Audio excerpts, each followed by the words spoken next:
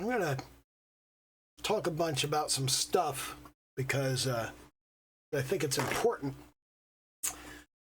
Over the course of the past week, I've been fairly stunned to find that count them, four creators that I respect and admire, bigger and better creators than me in the same space, other art YouTubers, have apparently watched my streams and went so far as to comment on them and to reach out to me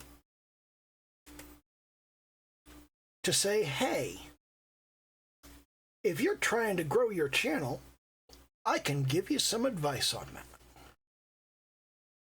And the first and most important thing that I noticed about that, and something that I'm very grateful for, that I very much appreciate, is none of them wanted money. None of them were trying to sell me anything.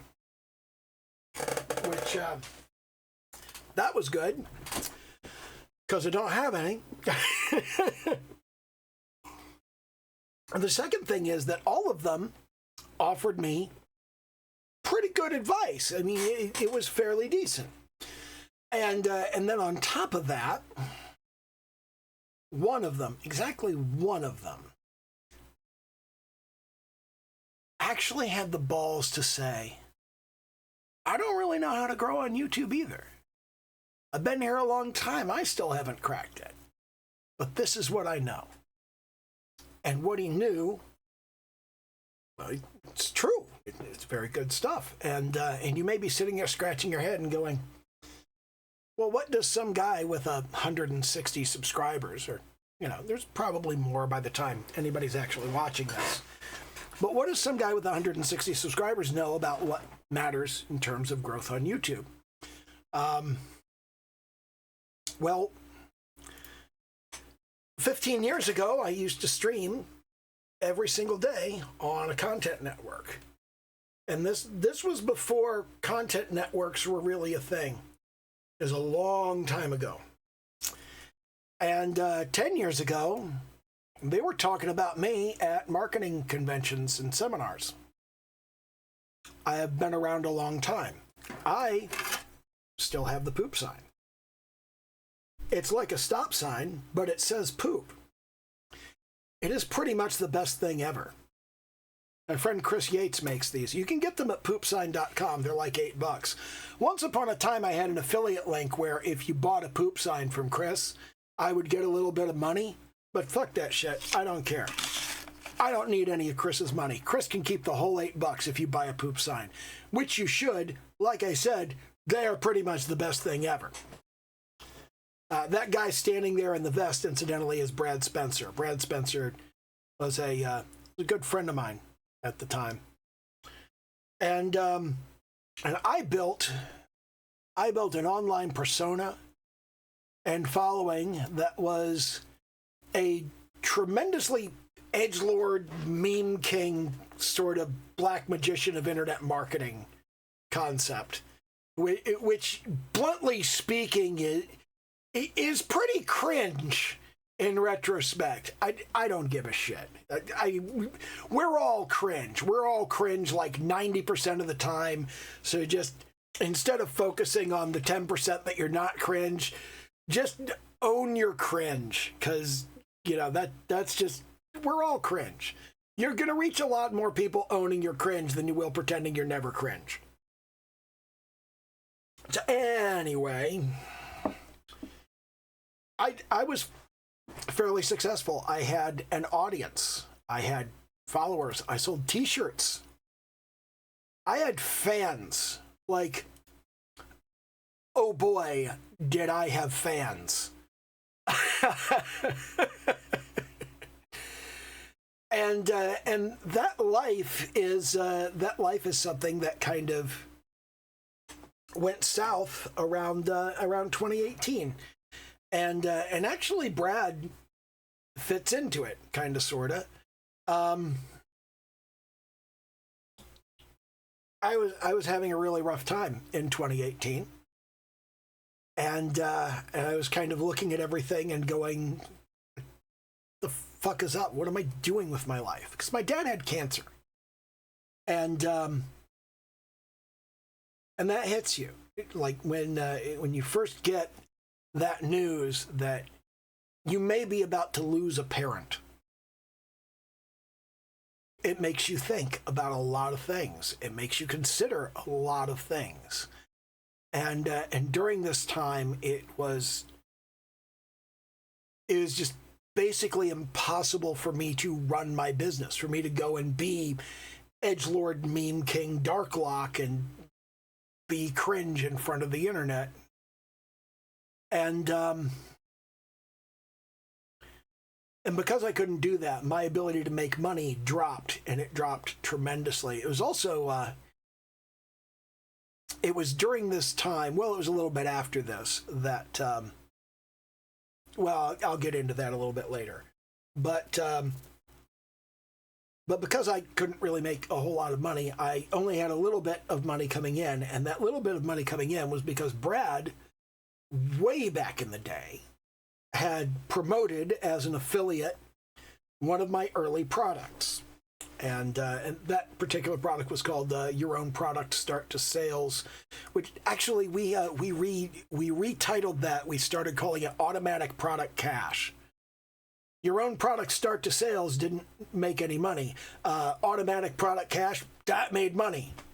And it was Automatic Product Cash. It was my cash. It was automatic for me, for my product. But I don't know. Anyway, Brad was still promoting that. And he was only making like 20 to 30 sales a month, but yeah, that was a few $100. I mean, even after the commissions and the fees and the split and everything, you know, it was a couple $100 a month. It was paying my bills. And I shouted him out for that, and I said, you know, Brad's a real one. Brad's been there for me this whole time. Like, I would be fucking underwater if it weren't for Brad continuing to promote this product, because, you know, he's there for me, and I appreciate it, and I'll never fucking forget you. And 2 days after I shouted him out for it, the sales stopped coming in. Because he took it out of his promotional rotation. He took my product out of his automated system. Everybody in the marketing industry uses what we call autoresponders, where like you get email every day or every couple of days, depending on like how much of a dick your marketer wants to be. You get email, and the emails are automatic. The emails are scheduled. Okay? So what they'll do is they'll put in like 200 emails for like products they're selling, and then they'll send you one every couple of days, and those will go out, and you know, you'll buy whichever products you want, but it's the same list of products that goes out over and over again. And Brad went into that list of products, and he pulled his product out, and he replaced it with a different product, one of his own. So instead of splitting the money with me, he would get to keep all of the money. And I asked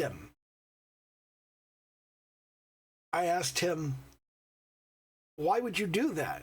Like, after I said, this is the only thing keeping me afloat. It's the only thing keeping everything from falling apart. It's the only thing that is letting me keep going during this tremendously difficult time of my life. Why would you do that?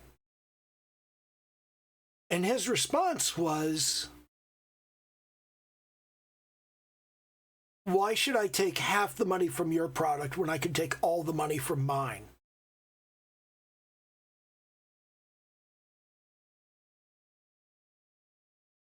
And this is really why Frieren resonates with me, because in that particular exchange, he was Frieren. We had traveled together for 10 years. We had known each other for 10 years. We had been a part of each other's lives for 10 years. And he didn't care. It didn't matter to him. 10 years wasn't a lot. $500 a month wasn't a lot. Why was I upset about $500 a month? Why was he upset with $500 a month?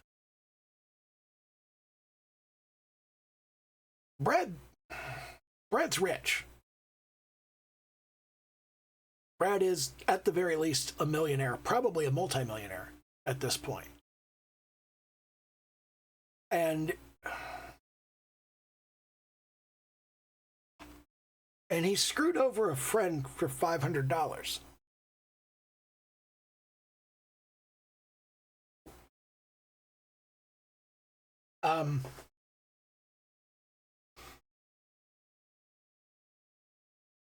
And there are times that I feel like Frieren, because I was with these people for 10 years. And it's one of the reasons that Frieren really seriously resonated with me, particularly in the early parts, because I was around these people for 10 years. I was with them all of this time, and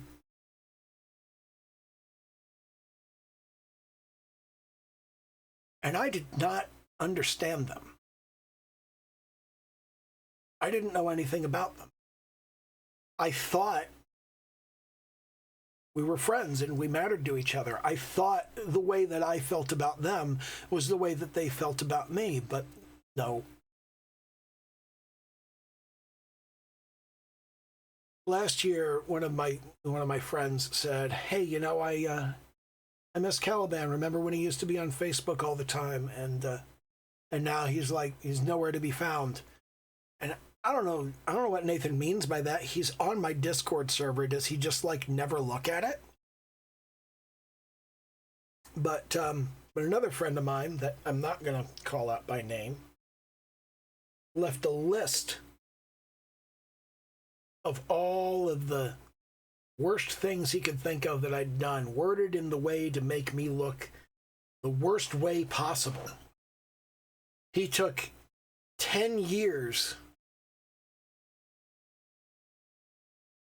that he spent with me, and he boiled them down into the worst possible picture he could paint. To basically say, fuck that guy, we don't need him around anyway.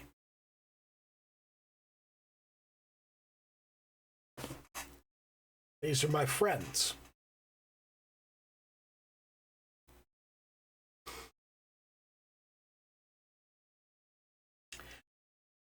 And so kind of the reason I go over this is because most of you don't know these stories. You don't know these things about me. You don't know where I've been and where I've come from. And when I do talk about where I've been and where I've come from, I tend to talk about I used to be successful. I used to make a lot of money. I walked away from making a lot of money. I rethought who I was and what mattered to me. And I really did rethink who I was and what mattered to me. Because in 2018, when Brad decided, oh, hey, I'm not going to sell that product anymore, I'm going to just cut him out of that. When he decided he wasn't going to do that,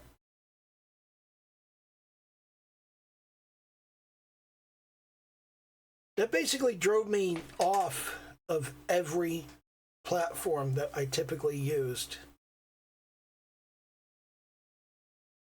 And it was shortly after that Twitter, which was still Twitter at that time, decided they were just going to suspend my account. I don't know why. And when I went back and I found out it was suspended, I was like, hey, why is my account suspended? They said, oops, sorry, we turned it back on. Yeah, but why was it suspended in the first? Why did you do that? And I never got an answer. What I did get was my following and follower count reset to 0. Everyone I was following, I wasn't following anymore. And everyone that had been following me, not following me anymore. And I was starting from 0 on Twitter. It was like I had a brand new account. All of my tweets were still there, but I didn't have any of the audience that I'd worked for, which is kind of where I'm getting at with this whole growth question. And I had a similar issue with A similar issue with YouTube. They didn't disable my account or anything, but I went back to my channel one day and I had no subscribers. None. All of my subscribers had been removed. I don't know why. I asked YouTube support about it, and I never got a response. But all of my subscriptions were still there, and all of my videos were still there. And I just kind of went, well, it is what it is. And that's when I had this little epiphany, and I went, my Twitter and YouTube are zeroed out. I can start over. I can throw all of this out the window. And I can just start over. But I didn't know what to do, so all I did was just throw everything out the window. I just didn't really tweet much, didn't post any videos on YouTube. I privated everything that was already there. A lot of business stuff. I've rebooted this YouTube channel. This is the 4th time now. It started out as a vlog, and then it was like a shitty attempt at comedy, because it always is. And then it was business and marketing for years. About 10 years, actually. And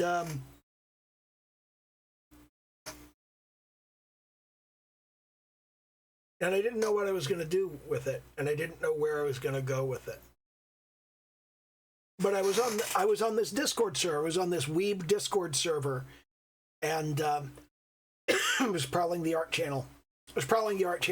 And somebody said, hey, you're always in the art channel, and you're always looking at people's art, and you're liking people's art, and you're reacting to people's art, and you're critiquing people's art when they ask you to, but you never post your own art. I said, well, my art sucks. I said, post some anyway. Ours sucks too. So I went, well, okay, I'll post some of my shitty art. And I posted some of my shitty art. And having posted my shitty art, a bunch of people went, yeah, that's actually pretty good. You should do some more of that. And I went, really? Like, maybe instead of looking for an artist to partner with me on this project I'm working on, maybe instead of that, I could, like, be the artist? I mean, I could try. There's no reason I can't. There's no reason I shouldn't. I may as well. And now here we are 6 years later. Well, 5 years later. It was like a year before I got onto that Weeb server. I was 49 at that time. It was 2019, around August or September, someplace around that. People were just getting ready to go back to school. And yeah, so that was kind of when I started getting serious about art. And then about 3 years ago, I started doing videos on this channel, and the earliest ones are kind of bad, but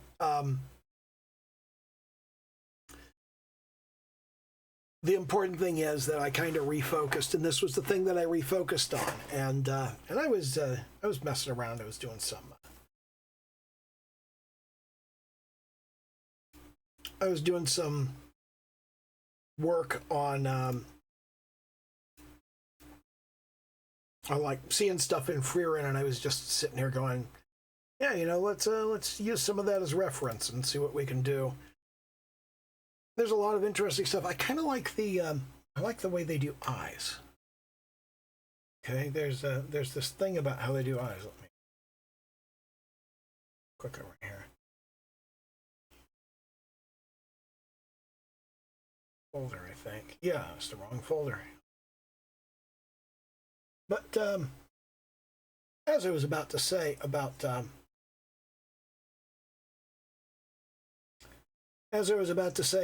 growth, the thing is, I kind of don't give a shit about growth anymore. I had growth. I worked really hard for growth. And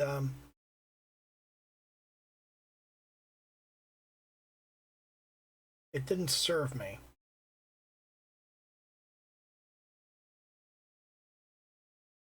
So I don't really give a shit if my channel grows. And one of the reasons that I don't give a shit if my channel grows is because you need the audience that serves your needs. I don't know what that audience is yet. And that audience needs to serve those needs. There are a lot of things that I learned working as a marketer for 10 years. 10 goddamn years. Really? Really spent 10 fucking years doing that? That's insane.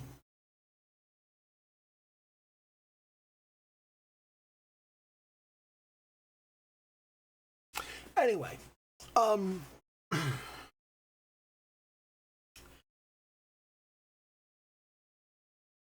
when you concentrate on gathering an audience,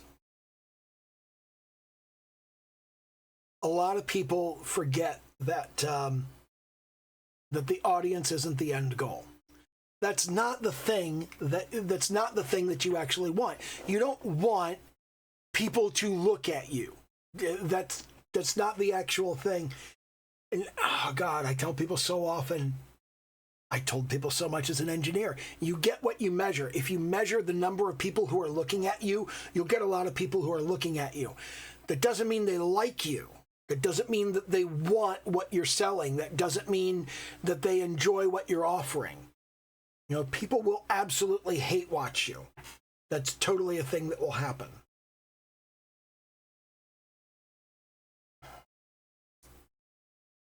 And that's one of the things that Frieren really kind of struck a chord about in me, was the whole, sometimes I was Frieren. Sometimes I was sitting there going, I don't know the first thing about these people that I spent 10 years with. And sometimes they were Frieren. I spent all of this time and they were important to me and they mattered to me. And they didn't know or care that they mattered.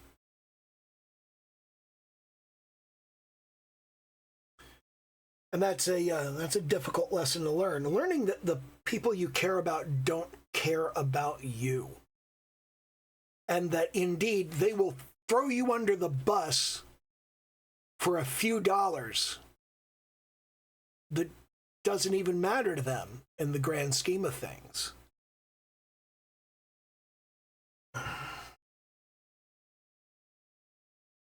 People that are movers and shakers.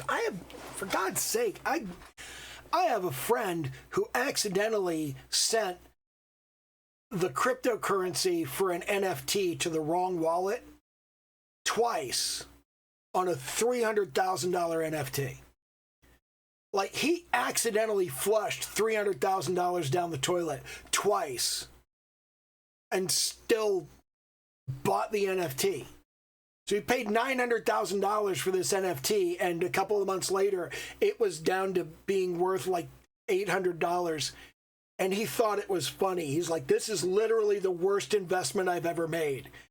And he was laughing about it. And everybody's just like, what? You sent the money to the wrong person? You couldn't get it back? He's like, I can't contact them. That's how crypto works. They're anonymous. I don't know whose wallet that is. I don't have their contact information. There's no way for me to get it. And shit like that happens all the time in the crypto world, and people are still like, oh, this is going to replace normal banking.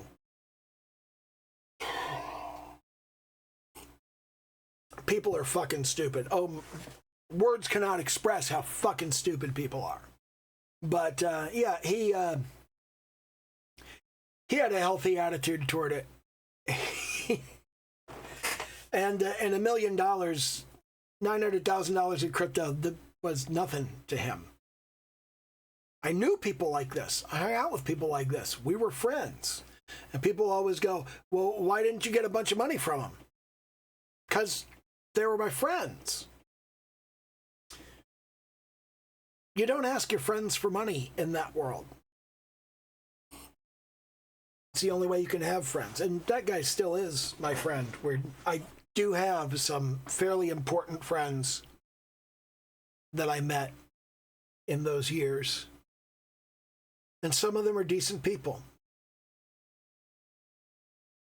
A lot of the decent people are in my Discord. Not many of the rich ones. But, you know, several of the decent ones are in the Discord. It's very disheartening seeing that sort of thing happen. But yeah, Frieren resonated with me because of those reasons, and all of these people trying to help me with growth. I really do. Okay, I appreciate you trying to help me with growth. I don't care about growth. It doesn't matter to me, because when I start trying to grow the channel, which I may never do. When I start trying to grow the channel, it's going to be growth in the direction of I have something to offer people, and I need to get people who are interested in that offer. I don't have anything to offer people yet. And until I do have something to offer people, I'm not going to push it. Those who show up now and go, I care about your art journey and I care about you doing your thing and being authentic. Like 3 of the 4 people that contacted me last week specifically called out, dude, the authenticity is great. Authenticity is a little different than most people think it is. Being authentic isn't about being your real self or being honest. It's about being something that people will believe and accept as your real self. Your real self is too shitty for public consumption. Everybody's real self is too shitty for public consumption. You do things nobody wants to hear about. You've had experiences nobody wants to hear about. Nobody wants to know your problems until after they're solved, you know?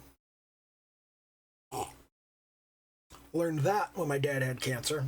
I'm having a crisis of conscience. I don't know. Why am I doing this? Why should I be doing this? My dad has cancer. My dad might die. What does that mean? I'm confronting the mortality of my parents. I'm confronting my own mortality. I'm confronting the question of who am I? What matters to me? What do I want to be when I grow up? I'm in my late 40s, wondering what I'm going to do with my life. And the number of people who shit on me for that was insane. And their memories are so short. People who actively shit on me during that time of my life go, man, why doesn't he hang out with us anymore? I don't know, because you shit on me mostly. That's the big problem. I like the thing they do with Frieren's eyes. Because you see right here, they really kind of jump in on the eyelid. They do that fold right up at the top. If you were to, you know what? Let's reorder these. If you were to draw out the skull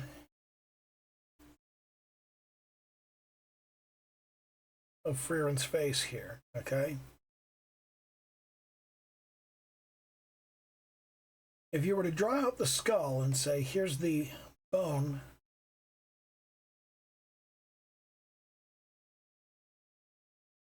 underneath of Frieren's actual flesh, okay?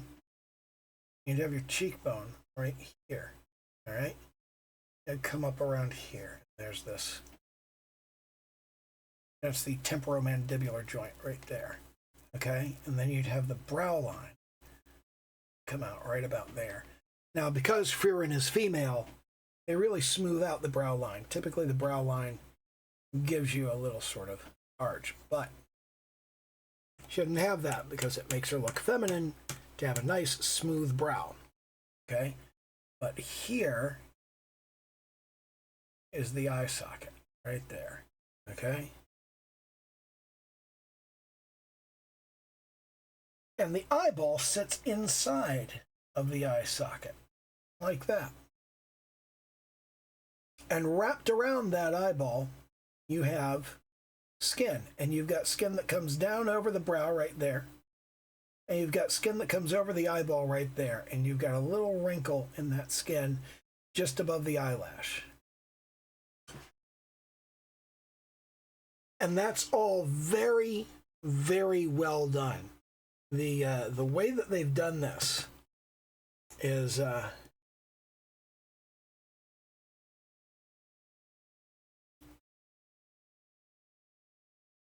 way that they've done this is just very well structured, and it kind of, it's a little distorted compared to quote unquote real human anatomy, like the bone of the nose. There's cartilage inside the nose, like right here, and that cartilage kind of sits here. So these would be the teeth right here. These would be the bottom teeth down here. And then this would be the cartilage of the nose, and this would be the bridge of the nose right here. So her skull has this weird kind of shape because they've exaggerated the uplifted nose to make her cute.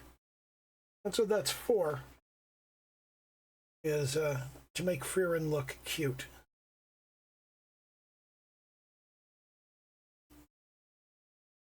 That's what they're trying to do there. And let's duplicate that layer, turn off one of them, and delete the other. And we'll deselect and delete the rest of it. So the thing about growth is, when you grow your channel, and there's this other thing that I saw, there was a YouTuber who did this thing where she's just like, why I'm not a successful artist. She's got 100,000 followers and she's not successful. And I didn't finish watching this. I did kind of watch the beginning of it, the first couple of minutes, and I saw where she was going with it and what she was saying with it. And, you know, she's on the right track to trying to fix her issue.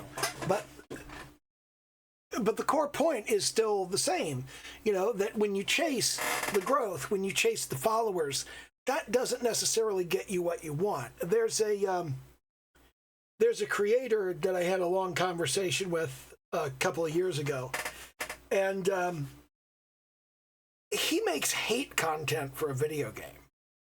Like, every week he puts out 2 videos talking about what absolute garbage this one video game is. That's his niche. That's how he makes his living. This has actually become his full-time income, is making hate content for this video game. And he doesn't want to do it. He's been doing it for years, but the reason he does it is because he started out, he liked this game and he wanted to make content about this game, and he found that making Let's Plays about the game didn't get him as many views as talking about the news about the game. So he started just talking about the news about the game. And then he found out that just talking about the news didn't get him as many views as having a visceral, emotional reaction to the news. So if he was really over the top and he really just kind of blew out the doors on his reaction to the news, like, oh my God, this is the greatest thing ever, and oh my God, we're all going to die. And he found that, oh my God, we're all going to die, always got more views. It always got more engagement. It always got more money. And he started focusing on that. And now that's all he does. All he does is make 2 videos a week about how we're all going to die because of the video game decisions that these developers made. And he hates it. He doesn't want to do it anymore. But the only way he could stop doing it is to basically quit his job. And I told him, quit your job. Why keep doing a job that you hate? It's killing you. It's literally killing you. It's eating you up inside. It's consuming time that you could use to do something that's good and that you enjoy and that nurtures you and that feeds you. And he's like, but the money. Fuck the money. The hell is wrong with you? A lot of my friends don't understand me for that exact reason. How can you say that? How can you say you don't care about the money? I've had a lot of money. It doesn't make you happy. And what I've found is that when you have a lot of money and there's a fluctuation downward, everybody you know gets mad at you. If you're making $20,000 a month and then 1 month you only make $12,000, everybody you know gets mad at you.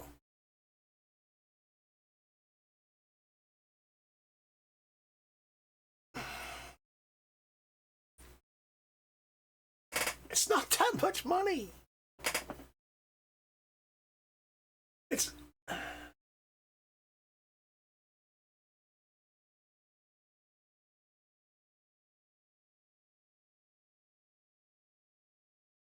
You need to do your measurement over long periods of time. You can't do them over short periods. You need to look at more than just your monthly or your weekly or even your annual. You need to look at your long-term results. You need to look at your trend lines. You need to look at which direction they're going. You need to look at the rate of inflation. You need to... People always say exponential growth is impossible. Exponential growth is necessary. You need growth at an exponent of 1.05. You need to make 5% more money every single year. If you don't make 5% more money every single year, you are losing. You are losing money. You are becoming poorer. Nobody seems to get that. Everybody seems to think that exponential growth means like you have to make twice as much every year.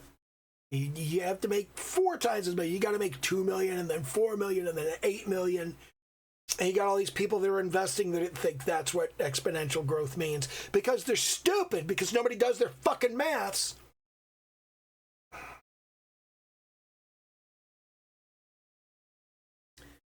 Long-term, sustainable work is so much more important than growth. And I'm working on the work, because what I have always been about, I used to get accused all the time during my 10 years of marketing and sales and coaching and all of that stuff. I used to get accused all the time of being in the make money online business. I have never been in the make money online business. I have always been in the work hard and do a good job business. That's what I'm about. That's what I've always been about. Those are my values. Work hard and do a good job.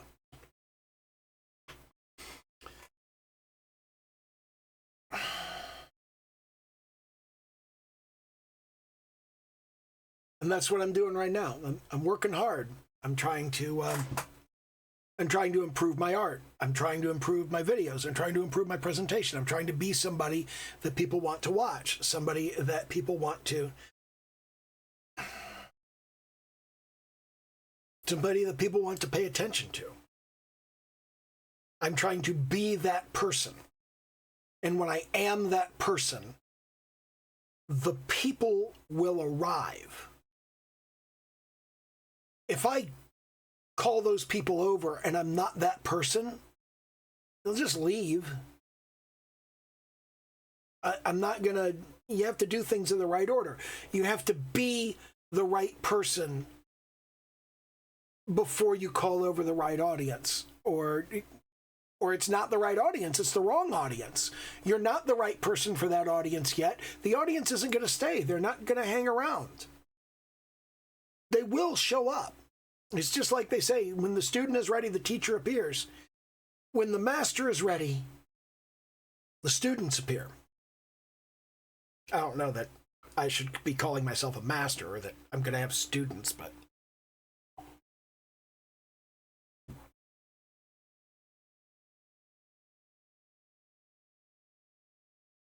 the direction that I'm going with my work, the direction that I'm trying to take things, and I know this is all like very philosophical. I haven't done a whole lot of art discussion. I wanted to talk about something related to the concept of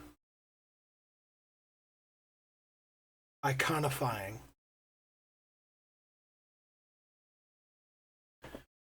And reducing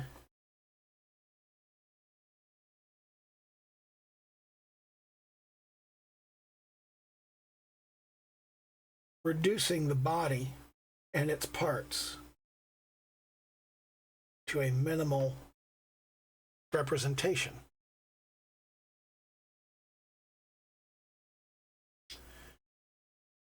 This is just a dozen lines, and it's mirrored. It's a half dozen lines on each side. It is recognizably a human head and shoulders, but it's only a dozen lines, and it's the same 6 on each side. And that all comes down to what you are doing, how you are doing it, and why that does it. I've said this a different way in the past. I've said what lines to draw, where they need to be drawn, and why they need to be drawn there. But I've genericized that. I've genericized that somewhat because it's not always about what lines to draw, because you may not be drawing lines. It's about what lines to draw, what shapes to make, what color to choose.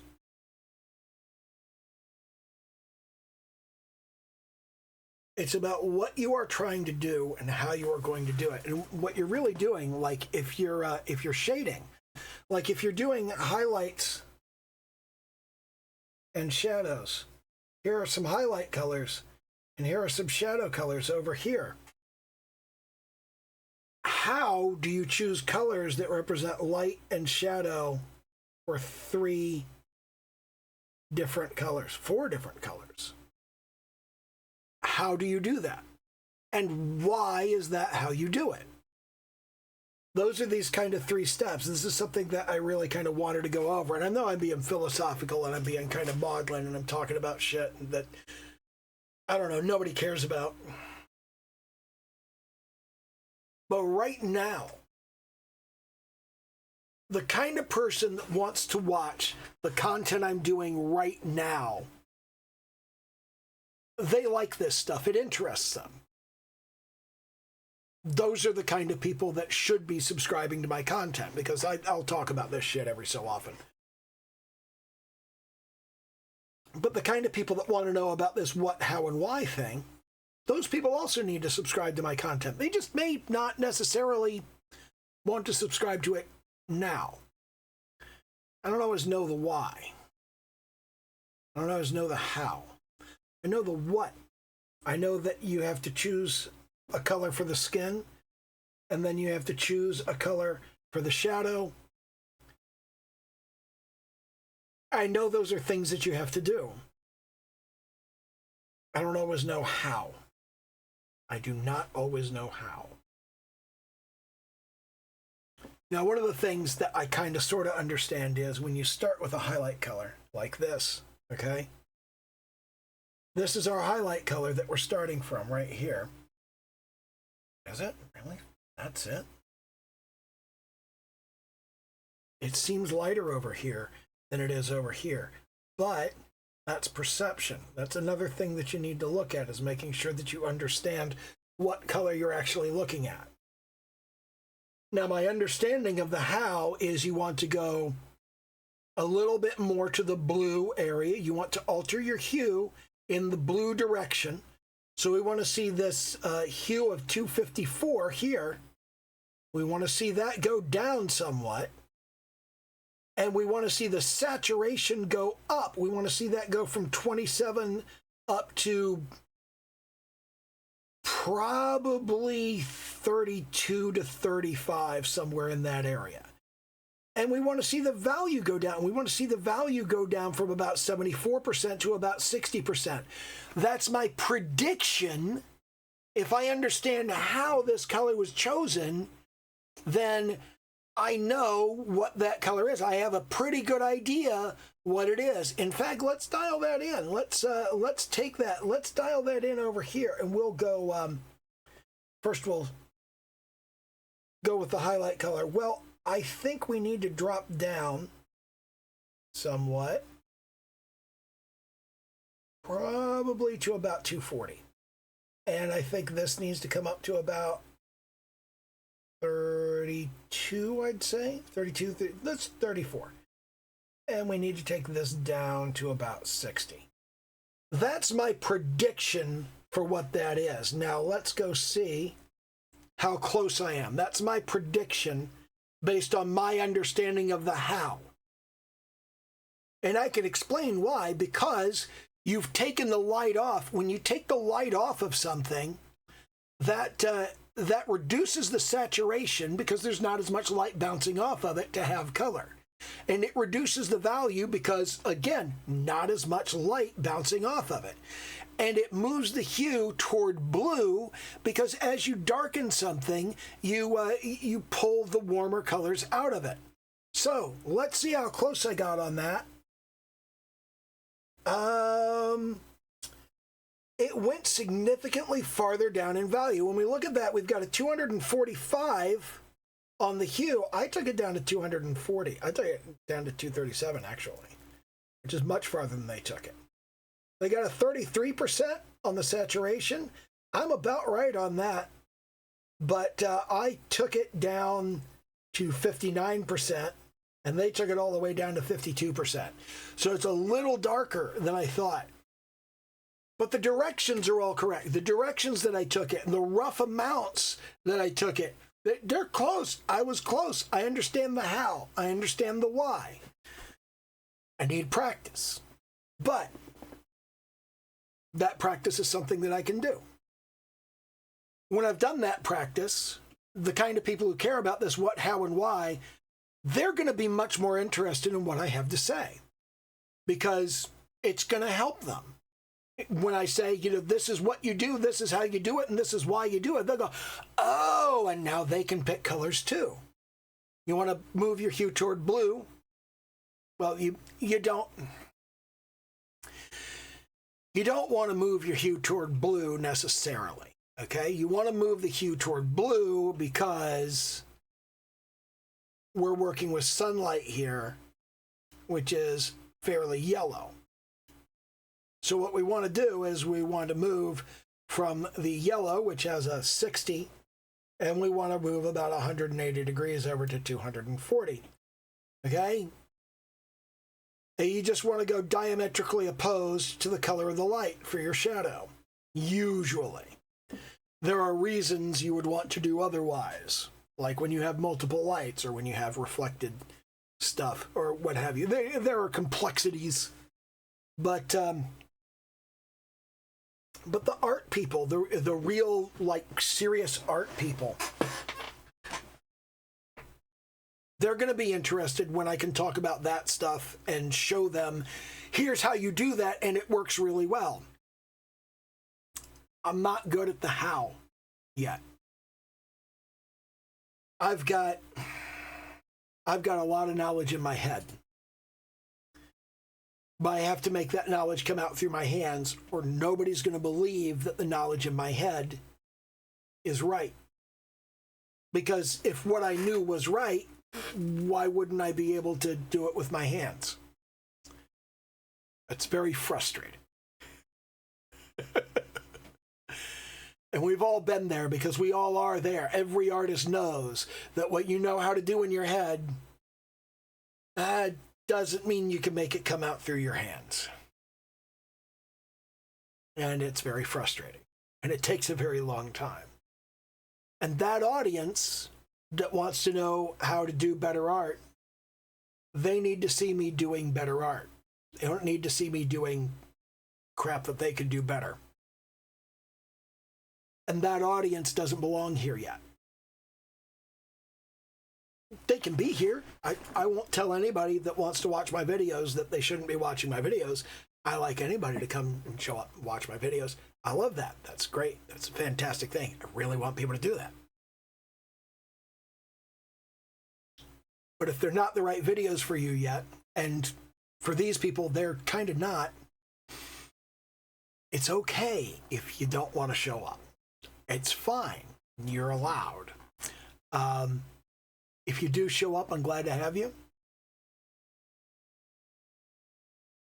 But I'm not going to start bothering people to show up. I'm not going to start going and like harassing people and banging on their door and going, show up to my video, when my videos are still evolving.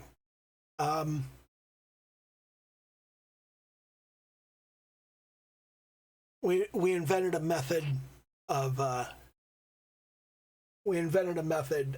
portraying authenticity back on Talk Marketing Now, back on the Content Network. And that method was called Fuck It, Do It Live. Called it FIDL, FIDIL. It's the FIDL method. And the whole thing there is that if you do this slick, well-produced, edited video, you have all the time in the world to get it right, which means two things. Number one, you might have screwed it up like 50 times, and you just like put the one thing that you did right in the video. I understand why people want to do that, but I think it does a disservice to your audience, because just like when you do a speed paint, just like when you say watch me draw, and you speed up your video to 5 times, people are going to look at that and they're going to think that's how fast they should be painting. They're going to think that's how fast they should work. And I know that because I thought that's how fast I should work. It doesn't work that way. And I really feel like that does so much damage. To tell people, if you're going to be this good, you have to work this fast. And being that good takes so much time and so much effort. And I watched all of these art YouTubers, and I thought about getting serious about my art. And when I did get serious about my art, I found out just how long it takes. God, it takes a long time. And nobody tells you that. Nobody tells you these true things. They don't tell you that you will sit here and you will draw the nose 30 goddamn times. And you will still not be happy with it, but you'll be sick of drawing noses. Nobody tells you that's how it works. Nobody tells you that that's just the way people are. Nobody tells you that you'll draw what you think is the perfect nose, and 2 days later, you will think it's absolute garbage. And you will go back and try to fix it, and you will fuck it up. And you won't know how to get the nose you fucked up back. And it will eat at you every time you see that piece. You'll paint the piece, and you'll go, I need to fix that nose, and you'll fix it, and you'll make it worse, and you won't know how to make it what it was, and you'll put the piece out with the fucked up nose, and every time you see it, all you see is the nose. That's how women look in mirrors. A lot of guys don't know that. A lot of guys don't understand that when a woman looks in a mirror, she sees every single thing that is wrong with her. She sees every single thing that she hates about herself in the mirror. She doesn't see what you see when you look at her. Because men are different. Men look in the mirror and they go, damn, I look good. Check that shit out. I look great.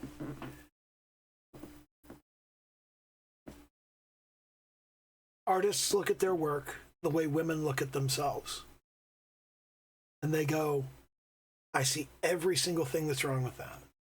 I see every single thing that used to be better, that could be better, that I could fix.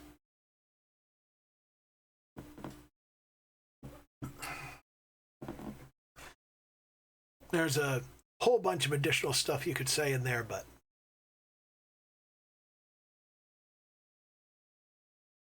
it's really the message that I take from Frieren more than anything else. And it goes back to, there's a book by Clotaire Raphael called The Culture Code. That was just, it was transformative. It changed the way that I looked at my career. And it was a long time before I just kind of had this epiphany and the moment in my head where I went, I should be using that in my life, not just in my career.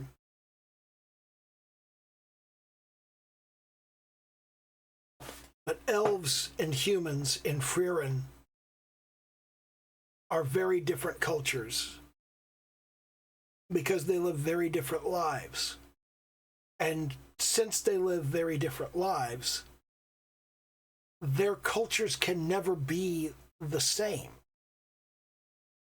But they can understand each other. You can understand somebody else's culture if you try. It's not that hard. You just have to think about what their life is and what their life means to them.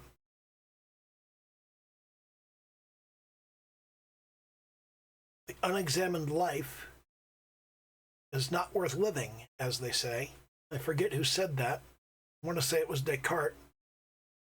I don't think it was. Anyway, it's been very nearly an entire hour. And I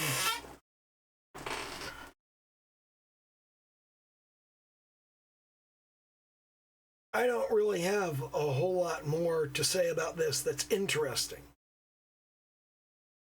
Although I do, again, want to thank all of the people that have ever offered me advice. Even if they went on to shit on me in public and try to turn my audience against me and my friends against me and take away the last little bit of money that I had coming in. Even if they did that, I'm very appreciative of everything that they did for me. And I'll never forget it.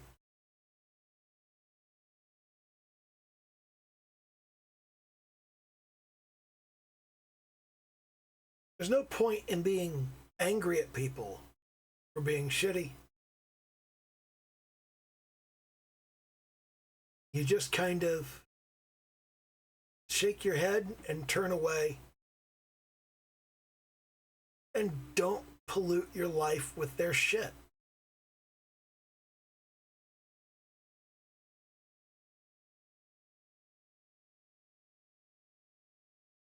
I've known a lot of good people. And I've known a lot of people that used to be good.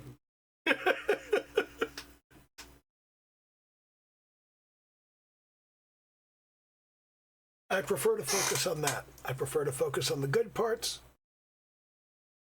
And the not so good parts, well, I don't have to engage with that. And I don't have to put up with it. Mute, block, move on. And that said, do a little YouTube dance, like, comment, subscribe, all of that happy horse shit. And